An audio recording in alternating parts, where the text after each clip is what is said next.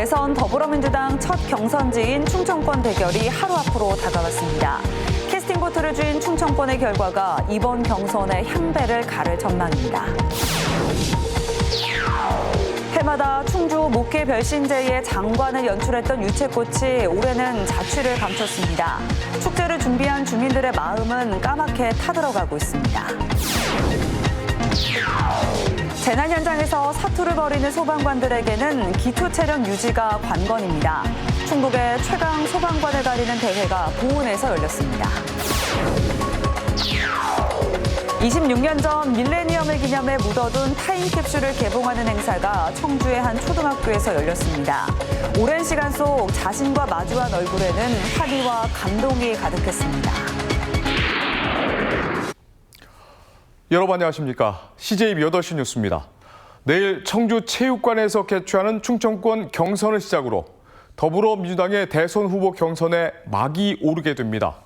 과거 민주당의 경선 결과는 대체적으로 충북에서 승리한 후보가 최종 대선 후보로 오른 경우가 많은데요. 충청권 출신 후보들은 비교적 높은 득표율을 기록해왔습니다.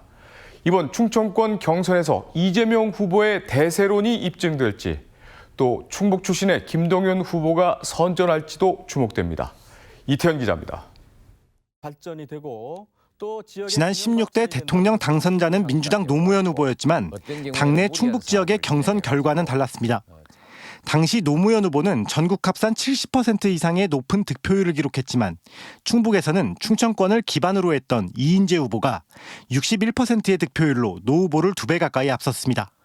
하지만 그 이후 민주당 경선을 살펴보면 충북 충청 지역에서 승리한 후보는 당의 최종 대선 후보로 이어졌습니다. 17대 대선에서 대통합 민주신당의 정동영 후보는 충북에서 50% 이상의 득표율을 기록했고 전국 합산 43.8%의 득표율로 최종 후보로 선정됩니다. 이후 두 차례 대선에서 문재인 후보가 민주당의 최종 대선 후보로 올라섰는데 문 후보는 18대 충북 경선에서 46%의 득표율을 기록했고 충청 권역으로 경선이 치러진 19대에서는 47.8%의 득표율로 1위를 차지했습니다.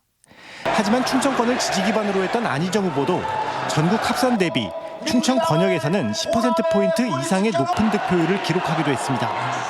지난 20대 대선에서는 민주당 경선이 충북 세종 권역으로 묶여 실시된 가운데 이재명 당시 후보는 과반 이상의 득표율로 높은 지지를 받은 바 있습니다.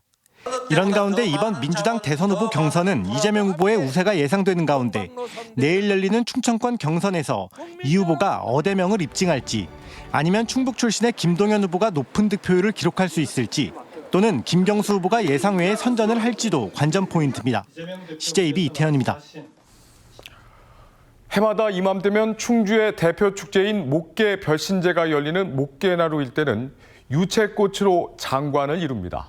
하지만 올해는 4월 초까지 몰아친 한파에 유채꽃이 아예 자취를 감췄는데요. 이상 기온으로 인해 꽃을 주제로 한 행사는 치르기가 더욱 어려워질 것 같습니다. 이윤영 기자입니다. 지난 2023년 충주 목계나루 일원에서 펼쳐진 목계 별신제입니다. 해마다 이맘때면 노랗게 피어난 유채꽃이 목계나루를 가득 메워 축제를 절정으로 이끕니다. 어른 아이 할 것 없이 노란 유채꽃을 배경으로 추억을 남기며 즐거운 한때를 보냅니다. 하지만 지난해 이상 저온 현상으로 유채꽃이 절반만 피어난 데 이어 올해는 아예 자취를 감췄습니다. 보시는 것처럼 너른 유채꽃밭 곳곳이 누렇게 얼어 죽은 유채꽃들로 가득합니다. 목계별 신제가 불과 하루 앞으로 다가왔지만 피어난 유채꽃은 전체의 10분의 1도 되지 않습니다. 전년도 저희가 한 6만 5천 평방미터의 유채밭을 조성을 하였는데 지금 작황은 한 10% 미만으로 지금 살아남아 있습니다. 3월 달에 한파로 인해서 올라오던 유채까지도 다 동사해서 올해는 작황이 유난히 더 안 좋은 것 같습니다. 유채꽃의 장관과 함께 지역의 자랑인 목계 별신제를 준비해온 주민들은 아쉽고 속상한 마음뿐입니다. 많이 아쉬워요. 작년이랑 재작년에는 많이 피어서 아이들하고 내려가 보면 아이들이 좋아하고 어제 저희 아이랑 같이 내려가 봤는데 꽃이 너무 안 피었고 그래서 아이들도 조금 속상해하고. 앞서 개최된 충주 벚꽃축제와 제천 청풍호 벚꽃축제 역시 3년 연속 벚꽃 없는 벚꽃축제로 치러졌습니다. 해가 갈수록 심각해지는 이상기후 속에 이제 꽃과 함께하는 축제는 성공을 가늠하기가 쉽지 않아졌습니다. CJB 이윤영입니다. 재난이 발생할 때마다 최일선에서 사투를 벌이는 소방관들은 강인한 체력과 포기하지 않는 근성으로 시민들에게 많은 박수를 받습니다. 소방관들은 평소에도 여러 가지 운동을 하면서 기초 체력을 기르는 데 집중하는데요. 가장 체력이 좋은 충북의 최강 소방관을 가리는 대회가 오늘 보은에서 열렸습니다. 박원 기자입니다. 10kg짜리 공기통을 맨 소방관이 출발 신호에 맞춰 빠른 속도로 달려나가고 펌프차에 호스를 연결합니다.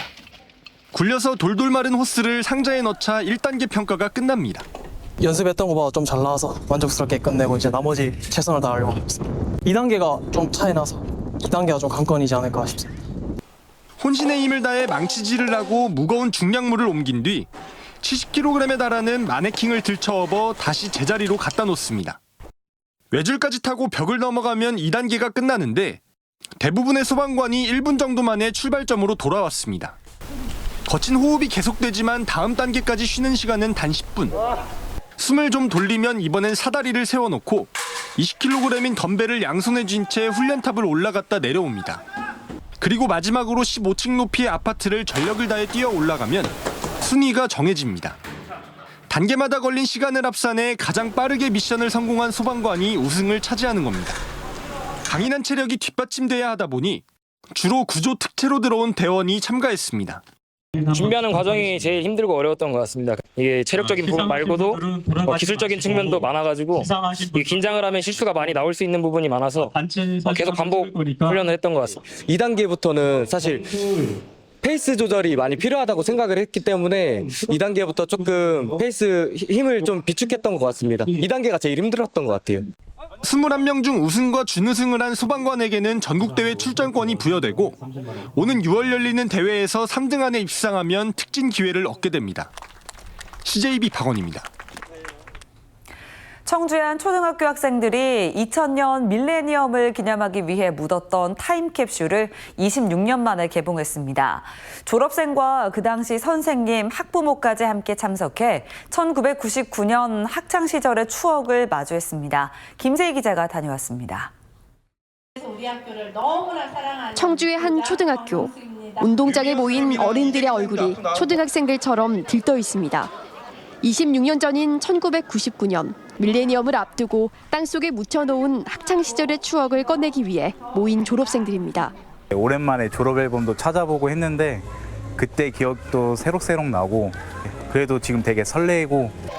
타임캡슐을 여는 순간 환호성이 터져나오고 일기장부터 학급 추억록, 플로피 디스켓 등 1990년대 당시를 추억할 만한 손때 묻은 물건들이 나왔습니다. 잘 보존돼 있기를 바라는 게 가장 컸고요. 그래도 직접 열어보니까 원형이 그대로 잘 보존이 돼 있어가지고 너무나 다행입니다. 수영 선수가 꿈이었던 학생은 어엿한 아버지가 돼 아이에게 자신의 메달을 보여주며 학창 시절을 이야기해주고 기억에서 지워졌던 부모님의 편지를 마주하는 순간 마흔을 앞둔 어른이 돼버린 당시 초등학생은 눈물을 보입니다. 제가 너무 어렸을 때 묻은 거라 이렇게 있는지 몰랐어요. 근데 너무 따뜻한 말이 써 있어가지고. 타임캡슐은 20주년인 2019년에 개봉할 계획이었지만 코로나와 개인정보 공개 문제로 어려움이 많았습니다. 학교 측은 인터넷을 통해 개봉 소식을 알리고 동문회를 통해 개인 전화번호를 수소문해 타임캡슐을 개봉할 수 있었습니다. 연락처는 구하기 어렵고요. 그래서 학교 홈페이지에 공고를 해서 신청을 받았어요. 어른으로 만나 다 같이 꺼내보자던 그때 그 시절의 다짐. 2025년 듬직한 성인으로 커버린 장난꾸러기들은 20년 만에 그 추억을 마주했습니다. CJB 김세희입니다. 청주국제공항 거점항공사인 에어로K가 다음 달 26일부터 청주와 중국 칭다오를 오가는 정기 노선을 신규 취항합니다. 이번 노선은 평일 오전 8시 5분 청주를 출발하고 복귀편은 오전 10시 현지를 떠나 낮 12시 35분에 청주에 도착합니다. 주말 노선은 평일과 30분 정도 차이를 보이며 칭다오 노선은 매일 한 차례 주 7회 운항됩니다. 이번 노선은 에어로K의 세 번째 중국 노선입니다. 한국민영방송의 날 기념식이 오늘 전북대학교에서 열렸습니다. 민영방송 대표단은 새로운 방송 환경에서 시청자들의 기대에 부응할 수 있도록 과감한 혁신과 도전을 준비하겠다고 밝혔습니다. 기념식에서는 민영방송 대상 시상식도 함께 진행됐습니다. JTB 김민지 기자가 보도합니다. 시청자들의 사랑 속에 성장해온 민영방송. 빠르게 변하고 있는 방송 환경에서 민영방송의 역할과 비전을 모색하기 위해 전국의 민영방송인들이 전주에 모였습니다. JTB 전주방송이 주관한 올해 한국민영방송의 날 기념식에서는 축하 공연으로 한복 패션쇼가 열려 예향 전주의 멋을 한껏 알렸습니다. 민영방송 대표단은 급변하는 미디어 환경에서 방송산업이 새롭게 도약할 수 있도록 낡은 규제를 과감하게 풀어야 된다고 주장했습니다. 우리의 혁신과 미래를 가로막는 광고 규제, 협찬 규제, 또 심의 규제, 편성 규제가 시대에 맞게 개선돼 나가기를 기대합니다. 오늘 기념식에서는 민영방송 대상 시상식도 열려 JTB 하원호 기자의 석산과 오페라가 최우수상을 수상했습니다. 하원호 기자는 개발이 끝난 뒤 방치된 폐석산의 다양한 활용 사례를 제시해 공론회장을 제공했다는 평가를 받았습니다. 이번 다큐를 통해 가지고 우리나라에서도 이런 제도적 장벽을 좀 낮추는 데 도움이 되길 바라고 있습니다. 대상은 지구촌의 분열과 갈등을 진단한 G1 방송의 세계의 벽이 수상했습니다. 지역의 오브제도 세계를 통해서 어떤 통찰의 다큐멘터리를 만들 수 있다라는 거를 좀 도전을 해보려고 했는데 좋은 결과를 얻은 것 같아서 너무 감사합니다. 지난 2006년부터 해마다 4월에 개최되는 한국민영방송 기념식. 2025 한국민영방송대상 시상식은 오는 24일 방송됩니다. JTB 뉴스 김민지입니다.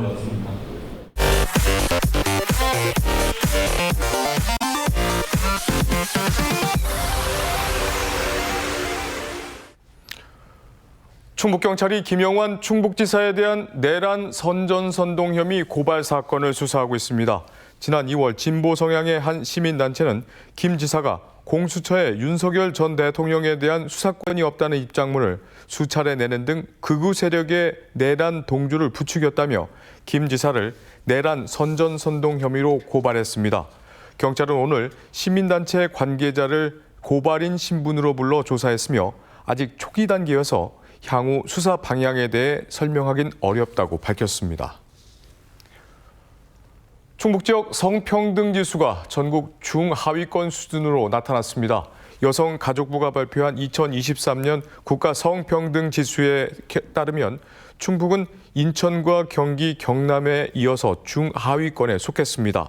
전국 17개 광역단체를 대상으로 한 이번 조사에서 충북은 9위에서 13위 정도로 전국에서도 성평등 의식이 바닥권이라는 평가를 받았습니다. 충북교육청이 교육금고를 운영할 금융기관을 공개 모집합니다. 충북교육청은 금고 약정기간이 올해 말 만료됨에 따라 오는 28일 사전 설명회를 진행한 뒤 다음 달 5일 신청서를 받을 예정입니다. 이번에 금고로 지정되는 은행은 내년부터 2029년까지 4년간 교육청 교육금고 업무를 담당하게 됩니다. 이달부터 옥천 로컬푸드 직매장 이용객은 구매 금액의 0.3%를 NH포인트로 적립해 전국 농협에서 사용할 수 있게 됐습니다. 옥천구는 이 직매장 운영기관이 옥천 농협으로 바뀌면서 농협과 적립포인트 호환이 가능해졌다고 밝혔습니다. NH포인트를 적립하려면 NH멤버스 애플리케이션에 소비자 회원으로 가입해야 하며 적립된 포인트는 농협카드를 비롯해 하나로마트 등에서 현금처럼 쓸 수 있습니다. 충주시와 충주시 치매안심센터, 충주시 약사회는 치매안심약국 운영을 위한 업무 협약을 체결했습니다. 치매안심약국은 약국 종사자가 치매 파트너 교육을 이수하고 내방객들의 이상 징후를 조기 발견해 상담 또는 임시 보호 등의 역할을 할 예정입니다. 충주시가 지정한 치매안심약국은 현재 39곳입니다.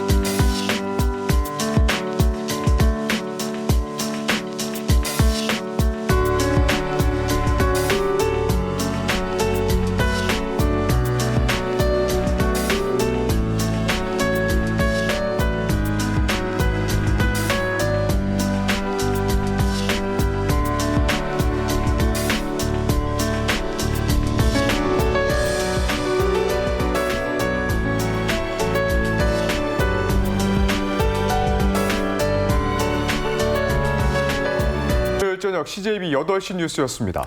시청해주신 여러분 고맙습니다.